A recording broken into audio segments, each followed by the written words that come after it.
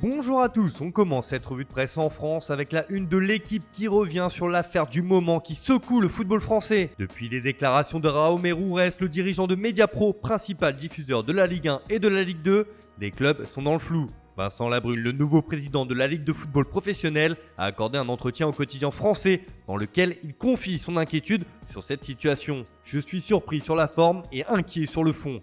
Sur la forme, le timing de cette annonce est pour le moins surprenant quand on sait qu'elle intervient seulement quelques semaines après le paiement d'une première échéance. A minima, on dira que cela entache la relation de confiance. Pour le Parisien, la Ligue de foot se prépare au pire avec Mediapro, à tel point que la LFP tente de souscrire à un prêt de grande ampleur auprès de l'État pour assurer le versement promis au club. Cette histoire n'a pas fini de faire parler dans l'Hexagone. Mais il n'y a pas qu'en France où le championnat a des problèmes avec ses diffuseurs. De l'autre côté de la Manche, c'est également compliqué. Alors que les supporters anglais sont privés de tribunes, la Première Ligue diffusait les matchs en clair, mais cela pourrait vite changer. En effet, l'organisme qui gère l'élite du football anglais a décidé de lancer une offre de pay-per-view pour les matchs qui ne sont pas diffusés par les ayants droit comme Sky Sport, BT Sport ou encore la BBC. Et cela fait scandale dans le royaume de Sa Majesté, puisque comme l'indique le Daily Telegraph, les fans se révoltent contre le projet de faire payer les matchs télévisés. En plus des abonnements habituels, le prix d'une rencontre pourrait être de 15 livres, soit un peu plus de 16,50 € par match.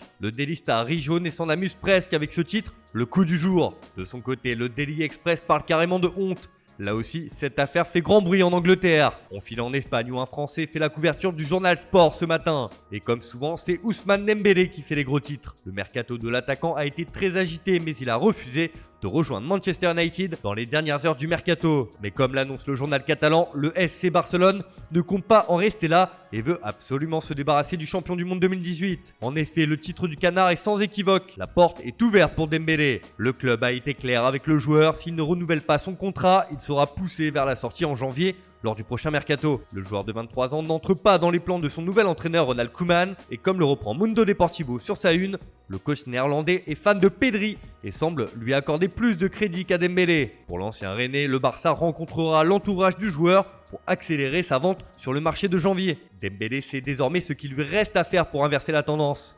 Direction l'Italie où les conséquences du non-match entre la Juve et Napoli en raison de plusieurs cas de Covid au sein de l'équipe napolitaine qui avait empêché le déplacement de celle-ci font encore couler beaucoup d'encre. Pour le Corriere dello Sport, c'est l'affrontement total entre la Juve et le Napoli. La polémique s'enflamme en attendant que le juge sportif rende son verdict. Rappelez-vous, les Bianconeri avaient attendu jusque dans leur stade l'arrivée des Napolitains qui étaient interdits de déplacement par les autorités sanitaires. Le club du Vésuve avait expliqué ne pas avoir obtenu l'autorisation pour se rendre à Turin et avait demandé le report de cette rencontre à la suite de 2 cas de Covid-19 dans son effectif.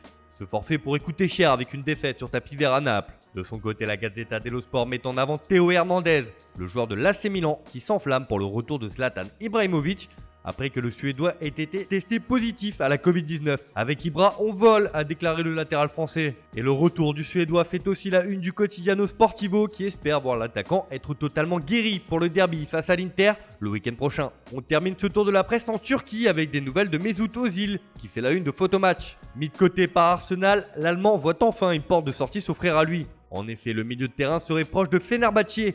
Il pourrait s'engager avec l'écurie stambouliote dans les prochains jours, comme l'annonce le quotidien local. Les Gunners pourraient s'entendre avec le club turc sur un prêt pour la saison avec la moitié du salaire du joueur pris en charge par le club londonien. Voilà, c'est tout pour ce matin. Bonne journée à tous. On se retrouve dès demain pour une nouvelle vidéo sur Foot Mercato.